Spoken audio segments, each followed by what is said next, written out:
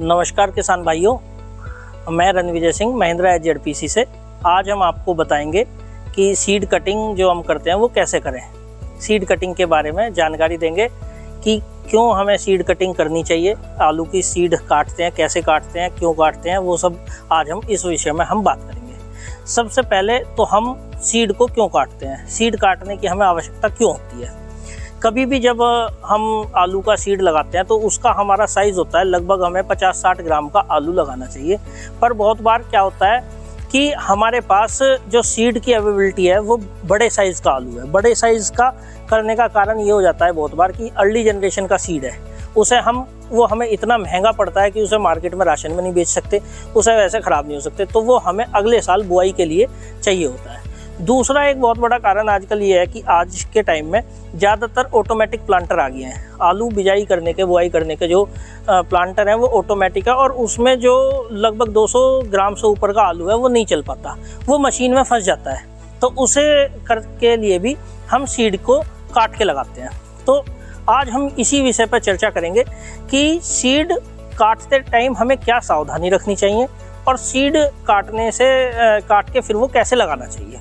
तो किसान भाइयों, जब हम कभी भी ये अपने स्टोर से आलू लेके आते हैं तो उसे हम पहले हवादार छायादार स्थान में रखते हैं। उसके बाद उसका हम सीड ट्रीटमेंट करते हैं फंजीसाइड और अपना इंसेक्टिसाइड से, जो कि हम आगे वीडियो में इसके बारे में भी चर्चा करेंगे दूसरी वीडियो में कि किस फंजीसाइड और इंसेक्टिसाइड से हमें सीड ट्रीटमेंट करना चाहिए।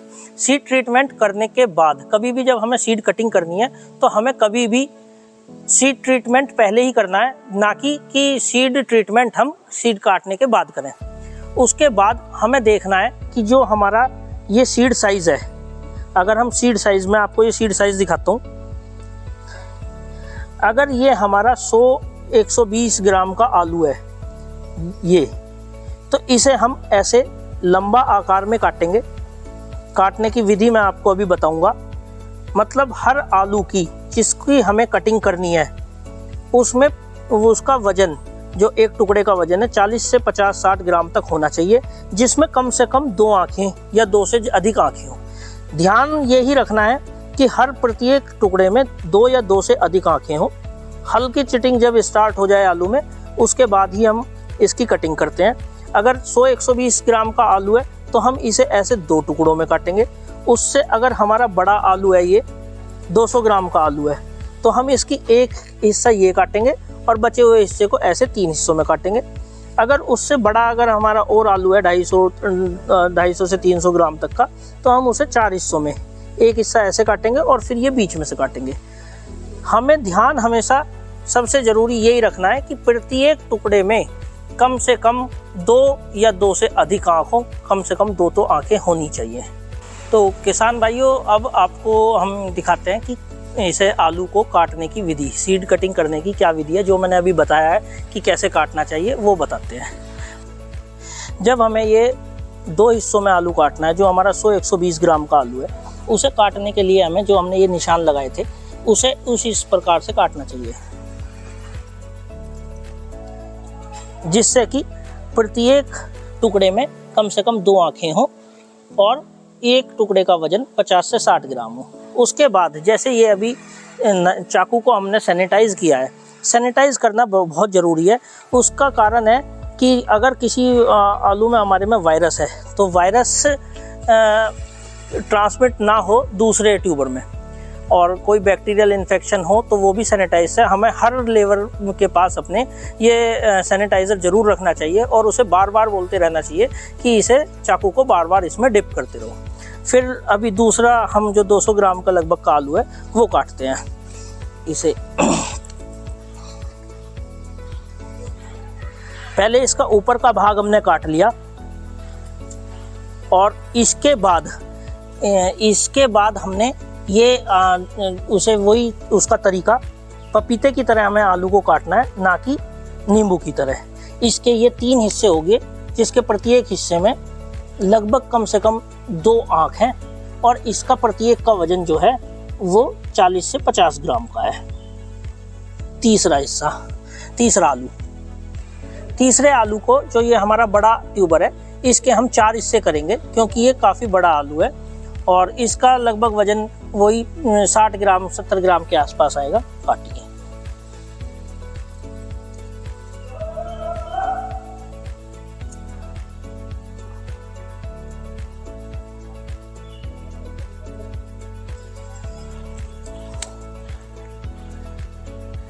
ये प्रत्येक, अब ये बड़े आलू के हमने ये 4 हिस्से किए हैं। इसके हर हिस्से का वजन लगभग 40, 50, 60 ग्राम है और हर प्रत्येक आलू में 3 आग हैं।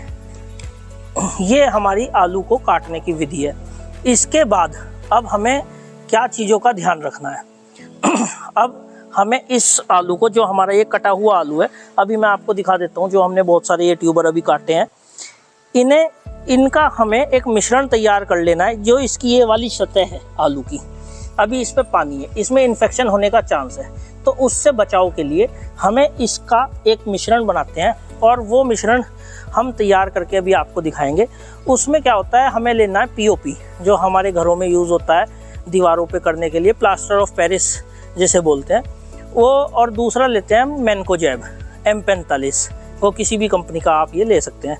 9 हिस्से लगभग अगर आपको करना है तो पहले 9 हिस्से हमें पीओपी लेना है और 1 हिस्से M45, मतलब 9 किलो पीओपी में हम 1 किलो M45 मिलाएंगे, जो कि अभी हम आपको मिश्रण बना के दिखाते हैं। वो लगाना कैसे है वो भी बताएंगे।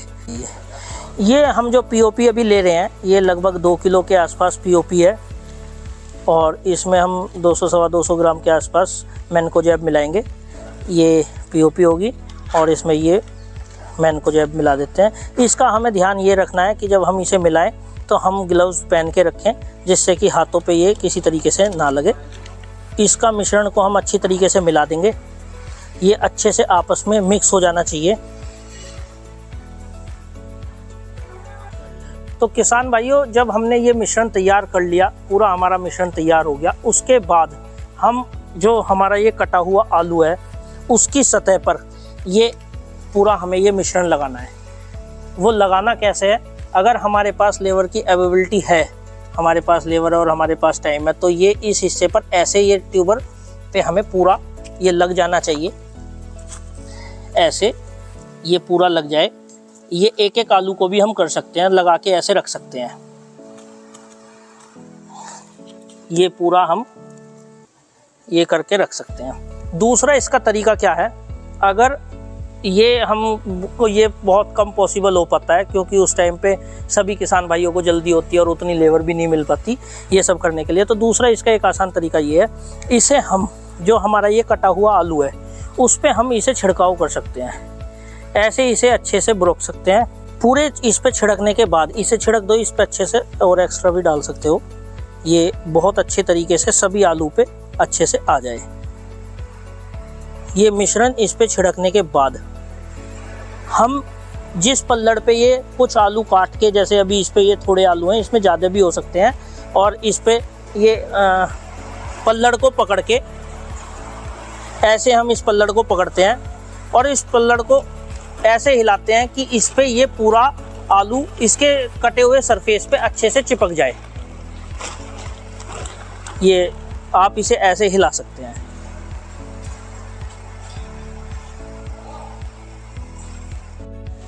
तो किसान भाइयों, जब हमने ये मिश्रण जो था अभी इस आलू के इस हिस्से पे लगाया है, वो आप देखोगे कि ये कितने अच्छे से पूरे इस पे सरफेस पे लग चुका है। अब ये लगने के बाद हम इस पूरे आलू को, जितना भी आपने ये काटा है, उसे हम हवादार छायादार स्थान में सूखने के लिए रख देते हैं। इसमें हमें ध्यान क्या रखना है कि ये आलू हमें अभी बैग में, बोरों में भर के नहीं रखना है। ये हमें ऐसे ही हवादार छायादार स्थान में सुखा देना है और कम से कम 2 से 3 दिन बाद इसकी हम प्लांटिंग करें। अब प्लांटिंग करने में भी हमें कुछ चीज़ों का इसमें ध्यान रखना है। वो सबसे पहली चीज़ क्या है कि इसमें हम जो प्लांटिंग हमें करनी है उस टाइम पे टेम्परेचर बहुत ज़्यादा ना हो, सॉइल टेम्परेचर जो है वो ज़्यादा ना हो, क्योंकि हमने ये सारा सब कुछ करा है फिर भी आलू कटा हुआ है, तो अगर सॉइल टेम्परेचर ज़्यादा होगा तो उसमें रोटन होने के चांस बढ़ सकते हैं। दूसरी विशेष जो हमें ध्यान रखना है, हमारे खेत में बहुत ज़्यादा मॉइस्चर ना हो, और हमें इसे आलू को बिजाई करने के तुरंत बाद बहुत ज़्यादा अधिक पानी भी एकदम से ही नहीं दे देना है। ये हमें कुछ हमारी विशेष सावधानियां थी जो हमें सीड कटिंग के लिए करनी चाहिए। और ये मिश्रण हमें और ये जो चाकू का बताया सैनिटाइज़र का, इन चीज़ों का ध्यान रखना चाहिए। तो किसान भाइयों, अगर आपको ये जानकारी अच्छी लगी हो तो और भी किसान मित्रों के साथ इस जानकारी को ज़रूर शेयर करें। धन्यवाद, नमस्कार।